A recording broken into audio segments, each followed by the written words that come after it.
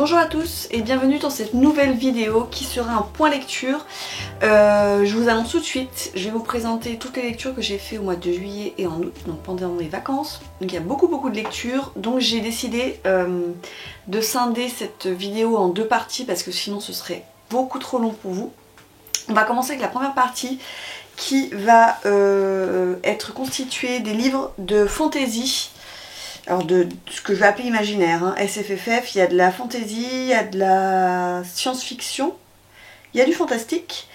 Et j'ai ajouté à cette liste un roman de la rentrée littéraire, un roman noir, contemporain, fresque sociale, et j'ai ajouté un roman historique. Et la deuxième partie de ma vidéo de ce que j'ai lu cet été, ce sera en fait tout ce qui est polar. Voilà, polar, thriller, etc.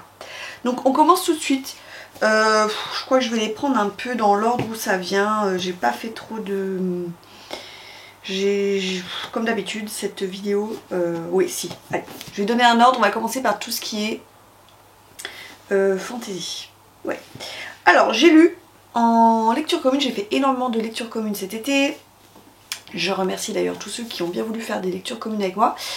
J'ai lu avec Valérie La promesse du sang de Brian McClellan. Donc ça en fait c'est le tome 1 de la trilogie Les Poudres Mages et c'est publié chez Magic. Magic c'est le label poche des éditions Léa.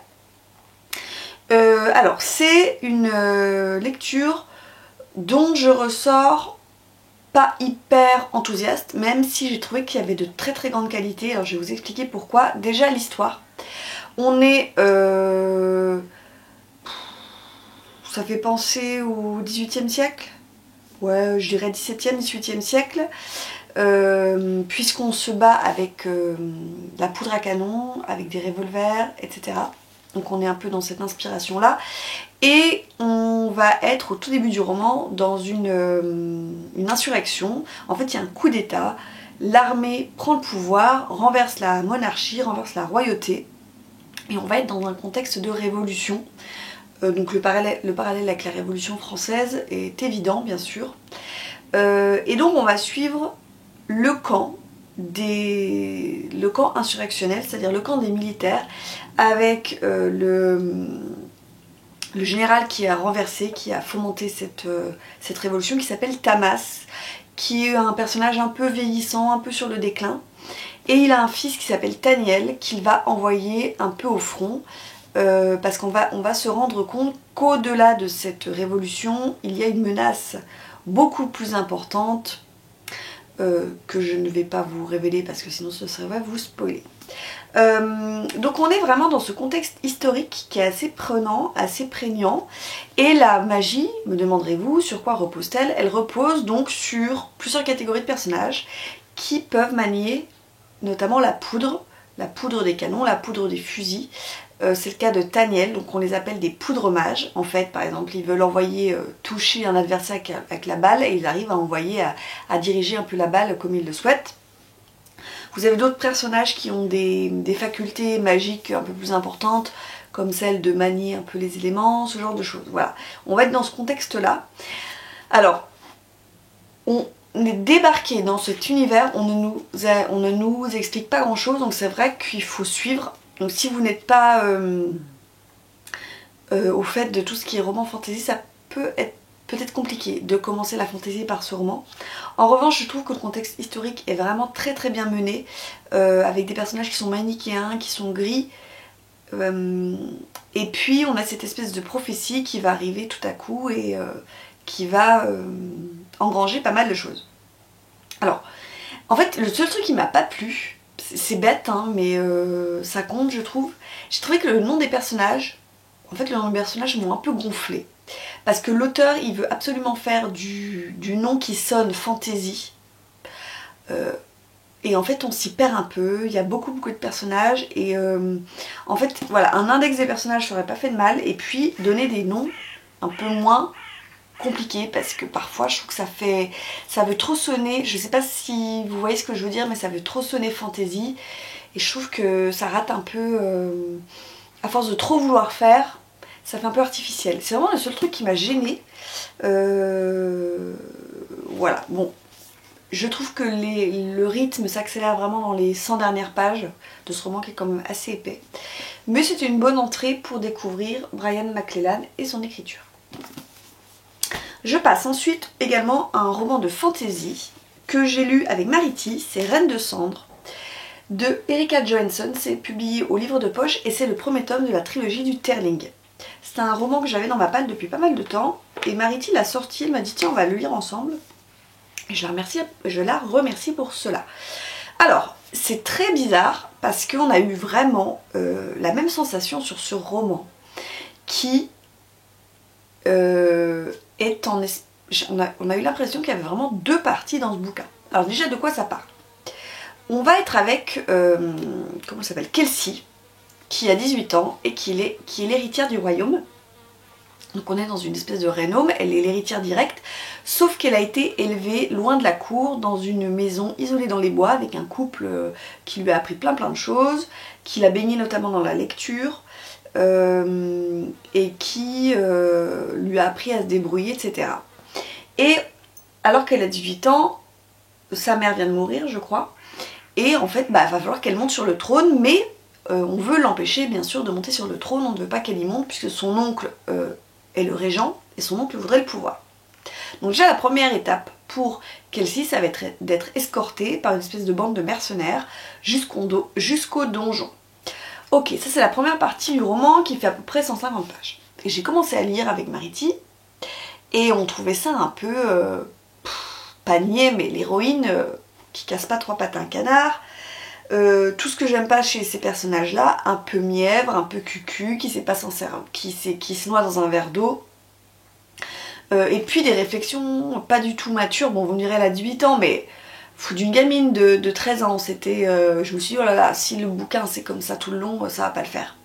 Et puis, cette Kelsey va arriver au donjon. Elle y arrive. Bon, je vous spoil un peu, mais bon, sinon vous vous doutez bien qu'il n'y aurait pas de bouquin. Et là, on a eu l'impression que ça changeait du tout au tout, c'était pas du tout le même style d'écriture.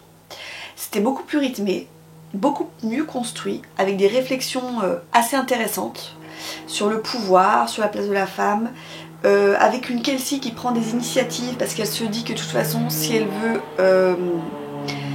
avoir régné et que son règne puisse durer, il faut que le peuple soit cultivé, donc elle commence à imaginer d'enseigner à tous les enfants, d'ouvrir des bibliothèques, etc. Et puis bon, il va se passer plein de choses. Mais c'était très étrange parce qu'une première partie pas ouf, on se demandait où on mettait les pieds, un peu style young adult, et une deuxième partie vraiment qui part bien et qui fait plaisir parce que c'est construit, c'est rythmé, voilà.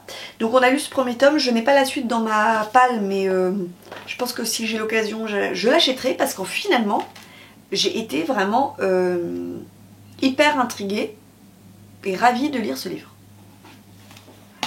Au final, comme quoi, vous voyez, parfois ça commence mal une lecture, puis finalement ça termine bien. Le dernier roman de fantasy que je vous présente, c'est Kosigan. Donc c'est la saga Le bâtard de Kosigan, un printemps de sang de Fabien Cerutti aux éditions Mnemos. Alors attention, c'est un tome 5. Je n'ai pas lu les 4 premiers tomes. Mais j'avais demandé quand... alors c'est un service presse. Quand Estelle, qui s'occupe des services presse, m'a contactée, je lui ai bien demandé si c'était gênant que je n'ai pas lu les autres tomes. Elle m'a dit non, c'est pas gênant parce que tu vas voir, c'est un peu à part. Et en fait, c'est vrai, c'est un roman qui est un peu à part, qui se situe un peu après. Oui, c'est ça. D'ailleurs, c'est noté derrière, hein. Un printemps de sang est une aventure du bâtard destinée autant aux nouveaux lecteurs qu'aux adeptes de la première. Donc, qui est ce bâtard de Kosigan, alias Pierre de Cordwain, je pense que ça se prononce comme ça. On est en 1365.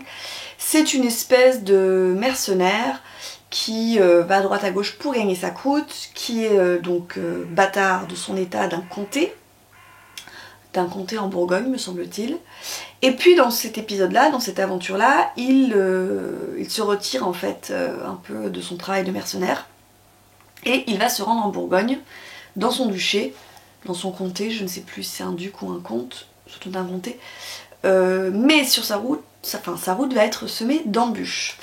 C'est un roman qui est assez intéressant parce qu'en fait les chapitres sont alternés entre le point de vue du bâtard, donc de Pierre, qui va faire face à un conflit politique entre les ducs de Bourgogne, qui à cette époque-là, le duché de Bourgogne est indépendant du royaume de France, et bien sûr il est très puissant, et le royaume de France voudrait bien mettre la main sur ce duché de Bourgogne. Donc il va se retrouver au cœur d'intrigues politiques, je n'en dirai pas plus, et on va suivre un d'autres chapitres avec Dun, qui est une espèce de polymorphe. J'ai pas très bien compris si elle est moitié humaine, moitié... pas elfe, mais enfin une espèce de truc comme ça. Et son don, c'est de prendre l'apparence de ce qu'elle veut. Elle va se retrouver dès le début dans une embuscade, elle va se faire capturer. Et donc les chapitres vont alterner et on se rend compte qu'à un moment donné tout ça va converger. Ce que j'ai bien aimé, ce que j'ai adoré bien sûr, c'est la plume de l'auteur. Je découvre Fabien Cerutti ici, mais qu'est-ce qu'il écrit bien. Franchement c'était très très drôle. Il fait beaucoup de jeux de mots, il s'amuse avec la langue. J'adore ça, il a une langue fleurie, beaucoup de réparties de la part des personnages. J'ai beaucoup ri en fait à la lecture de ce bouquin. Le type il est agrégé d'histoire, donc autant vous dire qu'au niveau du contexte historique il sait de quoi il parle, c'était vraiment passionnant. Il met de la fantaisie là-dedans, donc on a des elfes, on a des sorciers, on a des orques, on a des tas de trucs et en fait ça fonctionne vraiment très très bien. On est au Moyen-Âge mais ça fonctionne du feu de Dieu, de mélanger tout ça. C'était vraiment très très intéressant. Et franchement je pense que je vais me pencher sur le début de la saga parce que en fait j'ai adoré le personnage du Kosigan. J'ai adoré en fait tout le folklore qu'il convoque. C'est hyper bien écrit. Et voilà, je ne peux que vous le conseiller, ça peut être une bonne porte d'entrée donc pour cette saga. Et puis si vous voyez vous aimez, vous pouvez commencer par le premier tome. Donc là j'attaque ce qui est science-fiction. En science-fiction j'en ai lu 2.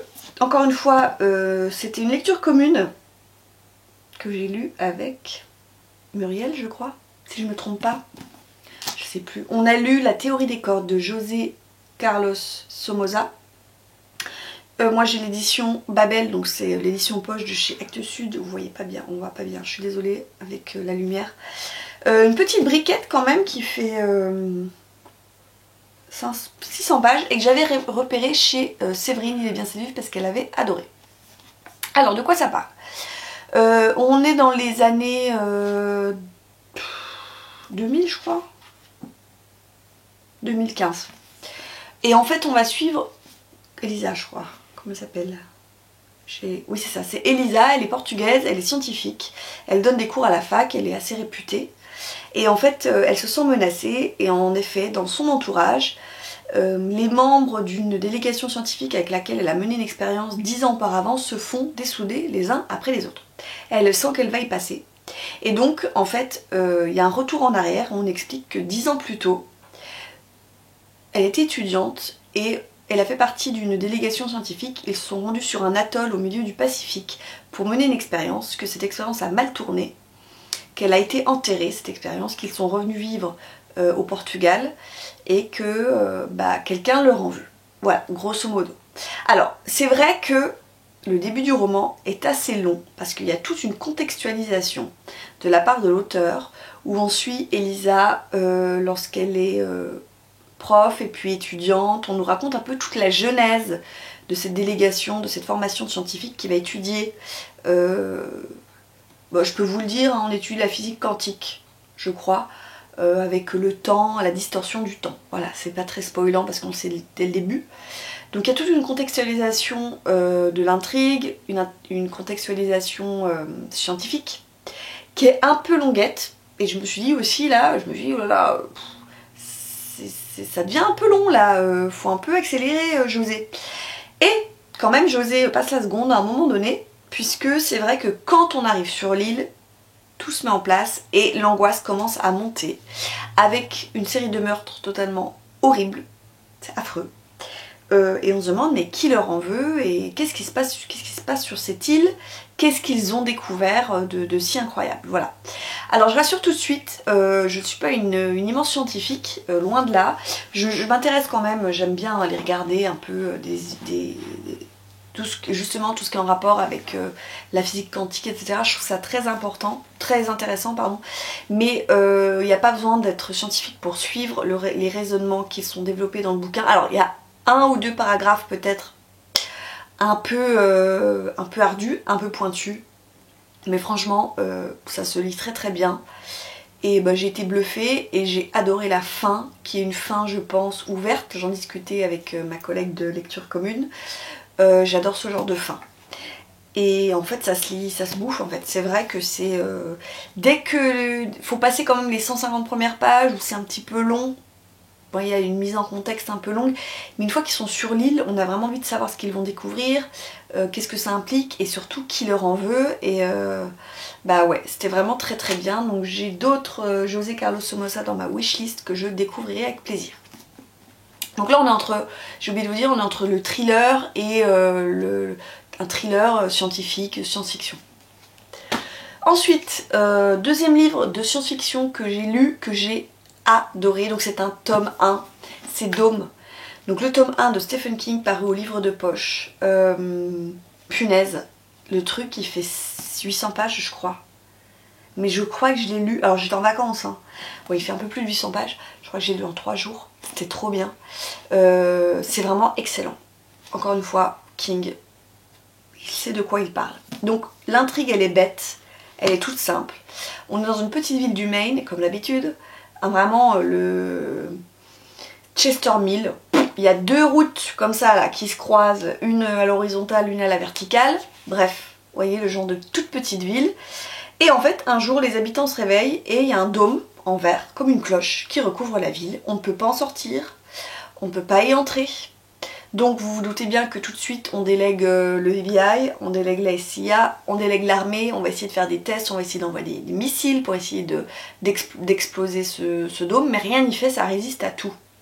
Et donc du coup, donc ça c'est le côté science-fiction, qui va s'arrêter là, en tout cas pour ce premier tome. Et du coup, on va nous suivre les personnages qui sont restés bloqués à l'intérieur du dôme. Et on va voir que la société, eh bien, ça part complètement en sucette. Avec des personnages, notamment, c'est, comment il s'appelle le méchant là, Reagan, je crois, quelque chose comme ça. Qui est Jim Rainey, pardon. Jim Rainey, qui est le grand méchant, qui vire complètement, on a l'impression d'être avec un milicien nazi, voilà, qui recrute tout et n'importe quoi pour étoffer la police locale, enfin c'est le shérif local. On est dans un système complètement coercitif, où les personnages ne vont plus avoir de liberté, où on va dénoncer les uns les autres. Et on va avoir bien sûr un personnage qui s'appelle Dale Barbara, qui est un ancien, alors qui est cuistot. Lui, le jour où le dôme est arrivé, il voulait se barrer. Et il n'est pas parti assez vite de la ville et il se retrouve coincé. Et c'est un ancien de l'armée. Il a fait l'Irak. Et en fait, tout va reposer sur ses épaules parce que ce personnage, il est un peu plus sagace que les autres et il va essayer de trouver une solution en interne pour sortir de ce dôme, pour comprendre ce qui est arrivé. Et puis pour essayer de lutter contre d'autres personnages qui veulent prendre le pouvoir et dans lesquels il va y avoir des abus. Attention, je vous spoil, il y a des scènes de... Je vois qu'il y a une scène de viol. Scène de viol. Oui, il y a une scène de viol. Parce que forcément, les hommes prennent le pouvoir, donc ils se croient tout permis vis-à-vis des femmes. Scène de violence. Voilà, c'est vraiment, ça, je vous l'ai dit, ça part totalement en cacahuète. Mais c'est hyper intéressant. Encore une fois, Stephen King, il dissèque à la perfection ce qui peut se passer en temps de crise quand on est dans un endroit resserré, isolé, et ce dôme, j'ai envie de dire, fait une espèce de loupe grossissante pour voir ce qui se passe. En fait, voilà, il lâche ses personnages, il regarde ce qui se passe, et c'était hyper intéressant, il n'y a aucun temps mort, j'ai adoré de A à Z. Il y a des scènes aussi avec des animaux. Stephen en avait dit pas les animaux, ça c'est très dur. Voilà, c'était top, et nous allons lire, parce que c'était une lecture commune, on était pas mal sur le groupe, nous allons lire normalement le tome 2 au mois de septembre, si j'arrive à le caser, parce que là encore, ma palette est immense. Mais vraiment, je vous conseille absolument Dôme. Juste pour dire, au départ, les deux tomes sont réunis, c'est le tome 2, je crois qu'il est encore plus gros, hein. Donc au départ, c'est un seul et unique tome, mais pour, je pense, des questions de pragmatisme, mais il ne faut pas se leurrer non plus de sous, il a été édité en 2 tomes. Voilà. Je passe donc cette fois-ci à un roman de la rentrée littéraire qui m'a été envoyé par les éditions Albin Michel, que je remercie. C'est un roman noir, un roman contemporain, un roman social. J'ai donc lu Retour à Belfast de Michael Magee, je pense que ça se prononce comme ça, donc comme je vous l'ai dit, aux éditions Albin Michel. On est à Belfast, donc c'est l'Irlande du Nord. On est de nos jours, hein. Je pense qu'on est à peu près de nos jours. Et en fait on va suivre Sean qui faisait des études à Liverpool et qui est revenu à Belfast. Et au départ on suit Sean, il est avec son copain Ryan dans une espèce de coloc toute pourrie, toute moisie, il n'y a pas d'eau chaude, presque pas d'électricité, bref c'est l'horreur.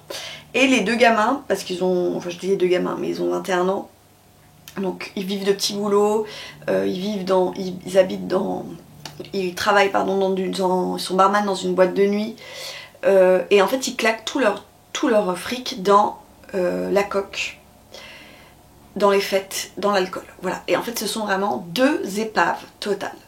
Sean il vient d'une famille, c'est compliqué, il a deux frères, donc il a une maman qui a 38 ans, qui a eu ses enfants très très jeunes, elle est mère célibataire, il a deux demi-frères, alors ils sont tous grands, hein, mais sa mère fait des ménages, elle habite dans une toute petite maison, elle n'arrive pas à joindre les deux bouts. Ses deux frères, il y en a un qui s'appelle Anthony, il y en a un deuxième mais on ne le verra pas. Anthony qui est un personnage qui passe son temps à se battre, à picoler, également à consommer de la drogue. On est vraiment dans cette atmosphère de ravage, des paradis artificiels, de la misère sociale, du chômage.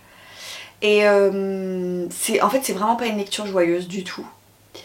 Et on va voir Sean qui essaie de s'en sortir, mais en fait il y a toujours quelqu'un pour, et je trouve ça terrible, pour je l'imaginais toujours en train de couler dans une piscine ou dans une rivière, et il y a quelqu'un, il essaie de remonter à la surface, il y a quelqu'un qui est là pour le tirer vers le bas. Voilà, dans l'occurrence notamment son colocataire Ryan, qui dès que Sean essaie d'entreprendre quelque chose de nouveau ou de s'en sortir, le tire vers le bas en l'emmenant dans des fêtes, en lui faisant consommer de l'alcool et de la drogue. On voit la misère de cette mère qui à 38 ans a déjà 3 grands enfants. Elle est tombée enceinte à 17 ans. Qu'est-ce qu'on fait à 17 ans quand on vit en Irlande et qu'on est catholique? Et on se marie. Il y a tout un arrière-fond, donc ça il y a vraiment un arrière-fond social, sociétal, de jeunes qui n'arrivent pas à trouver de boulot. Quand ils trouvent un boulot, c'est des boulots merdiques, payés rien du tout, donc ils n'arrivent pas à s'en sortir. On a une réflexion sur justement tous ces jeunes qui font des études et qui s'en vont, qui vont partir émigrer notamment aux États-Unis, mais aussi en Australie ou en Allemagne pour s'en sortir, pour trouver un emploi digne de ce nom. Et on voit tout le traumatisme qu'a causé l'occupation britannique avec l'IRA, donc l'organisation irlandaise indépendante qui a sévi. Les parents, en fait la génération des parents de Sean sont traumatisés et parlent sans arrêt des fouilles corporelles, des arrestations, des morts par balles causées par les Britanniques dans les années 60-70, mais en même temps une certaine fierté à avoir... En fait il y a une certaine fierté d'avoir résisté, mais à quel prix et en fait pourquoi? Voilà, il se pose la question, pourquoi est-ce qu'on a résisté? Pourquoi est-ce qu'on a lutté pour notre pays? Parce qu'au final, c'est un pays qui ne nous donne rien du tout, où tout est misérable. L'auteur a, je pense, en fait il parle très très bien de ce qu'il il connaît bien hein, ce dont il parle, parce que je pense qu'il a vécu lui-même dans des quartiers défavorisés de Belfast. Voilà, alors la première partie c'est vraiment coq, ça me fait penser, vous savez, au film là, Requiem for a Dream, voilà. Ça me fait exactement penser à ça. La première partie du roman, il y a 3 parties. Et le personnage, au fur et à mesure, va essayer de s'en sortir. Voilà, va essayer. Je dis pas qu'il s'en sort, mais il va essayer de s'en sortir par le biais de la culture notamment, parce que c'était quelqu'un qui faisait des études de lettres, qui a abandonné ses études de lettres, qui aimait lire, qui aimait écrire. Donc je pense peut-être que c'est l'alter ego de l'auteur, qui est écrivain lui-même. C'est quand même une lecture pas facile, mais si vous vous intéressez à ces questions-là, sociales notamment, alors attention, on est en Irlande du Nord, hein, ça peut être très très intéressant. Et enfin, le dernier roman pour cette première partie, je l'ai mis là parce que c'est un roman historique et j'ai eu un énorme coup de cœur. C'est un roman qui fait... Attendez, on est sur combien de pages? On est sur presque 1000... On est sur 950 pages, ça va. Je l'ai lu, j'ai mis 3 jours je crois pour le lire. En lecture commune avec Mathilde, si je ne me trompe pas. C'est La religion de Tim Willox aux éditions Pocket. Je l'avais acheté au Quai du Polar au mois d'avril dernier. Il est dédicacé d'ailleurs par l'auteur. Punaise. Mais qu'est-ce que c'était bien. J'ai kiffé ma lecture. Ça faisait longtemps que ça ne m'avait pas fait ça. C'était excellent. On est en 1565, on est sur l'île de Malte. Alors, ça commence pas sur l'île de Malte, ça commence à Venise, où on suit Matthias Fanthauser, qui est... Fanthausen, je sais plus son nom. Fanthauser, j'ai bien prononcé. Qui... non, je rembobine. On est dans un petit village en Allemagne. Ça, c'est le premier chapitre. C'est le prologue. Petit village en Allemagne. On suit un gamin qui s'appelle Matthias, qui sera notre futur personnage, qui est le fils du forgeron. Son père est parti faire une foire, il se lève très tôt, il y a sa mère, il y a ses sœurs. Il va à la forge et en fait il se rend compte qu'il y a un truc qui va pas, c'est qu'il n'y a aucun bruit dans le village. Et en fait le village va être attaqué par des mercenaires turcs qui vont massacrer tout le monde sur son passage. C'est une scène d'horreur où il voit sa mère violée devant ses yeux. C'est horrible, c'est affreux. Et il va être en fait engagé par je sais plus comment on appelle ça. En tout cas, il va être engagé, il va être récupéré par un chef musulman turc. Parce que les types qui ont attaqué le village, c'était des mercenaires qui vont se faire exécuter. En fait, c'était des dissidents, ils n'ont pas écouté le chef. Donc le chef va rattraper ces dissidents, va les faire exécuter, et il voit que ce gamin est complètement traumatisé, il va le prendre sous son aile. Et là, il y a une ellipse de temps où Matthias a fait ses armes, a grandi, on le retrouve, il a une 30aine d'années. Et en fait, il a quitté l'armée du Shah, je crois que c'est Soliman. Hein. Et puis, il a ouvert une espèce de bouge, de taverne à Venise avec des amis. Voilà, et il vit de trafic, d'arnaque, mais il a quitté l'armée. Et puis, il va rencontrer une personne qui va lui demander de l'emmener sur l'île de Malte. Donc cette personne, c'est une femme.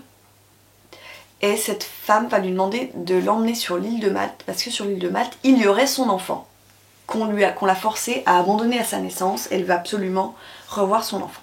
Sauf que l'île de Malte, en 1565, les musulmans d'un côté et les catholiques de l'autre se livrent une guerre de religion sans merci. Donc c'est pas le bon créneau, mais Matthias, n'écoutant que son cœur, va prendre cette femme et va l'emmener sur l'île de Malte, et on va assister en fait à la bataille, à la guerre entre les musulmans d'un côté et les catholiques de l'autre. Et la religion avec un R majuscule, c'est la religion catholique. Et en fait, Matthias, ce qu'il y a, c'est que c'est un personnage polymorphe, puisqu'il peut être à la fois, se glisser à la fois dans le camp des catholiques, puisqu'il est blanc de peau, etc. Mais comme il parle arabe, et comme il a vécu très longtemps dans les pays musulmans, il peut aussi aller dans le côté turc. Voilà. Et en fait, on va être au cœur de cette bataille complètement absurde, complètement sanglante. On est dans l'horreur des guerres de religion la plus totale, où on justifie le fait de tuer l'autre, on massacre sous couvert de la religion, que ce soit d'un côté, donc les catholiques, ou que ce soit de l'autre, les musulmans, c'est horrible, mais c'est la réalité. Voilà, il faut se dire que ça devait être comme ça à l'époque. Et mais c'est trop bien, parce qu'en fait on est plongé, on est vraiment plongé dans cette aventure. On se dit, est-ce que Mathias va récupérer ce gamin? Est-ce qu'il va s'en sortir? Il se passe plein de choses. Ça ne s'arrête jamais. C'est hyper bien écrit, c'est très très bien documenté. Je pense que Tim Willox a dû faire un travail de malade pour écrire ce bouquin. Franchement, c'était très bien. Alors, voilà, attention, je vous mets en garde, il y a quand même des scènes très très hard, où c'est parfois compliqué, on a parfois le cœur au bord des lèvres, mais il faut se dire que c'était comme ça, quoi. C'était, ça tranchait dans le vif, c'était... voilà. Puis alors je vous dis pas les conditions d'hygiène, les conditions d'amputation et de tout ce que vous voulez, quoi. C'est vraiment, on voit tout de A à Z, mais c'était vraiment passionnant, je vous le conseille, c'était excellent. Il y a une suite. Les 12 enfants de Paris. Alors j'ai eu tous les échos, on m'a dit que c'était super bien, on m'a dit que c'était pas bien, voilà, j'en sais rien. Si vous avez lu la suite, venez me dire en commentaire si ça vaut le coup ou pas, je vous écouterai. Voilà, c'en est tout de cette première partie de mes lectures de l'été. J'espère que ça vous a plu. N'hésitez pas à me laisser un commentaire en me disant si certains livres vous les avez lus, vous avez aimé ou pas. Venez, on en discute, si je vous ai donné envie de lire certains livres. Voilà, et vous, qu'est-ce que vous avez lu cet été? Qu'est-ce qui vous a marqué? Qu'est-ce que vous avez aimé? Je vous retrouve tout de suite pour une deuxième vidéo qui sera la suite de ces lectures avec les polars et les thrillers. A très vite, ciao.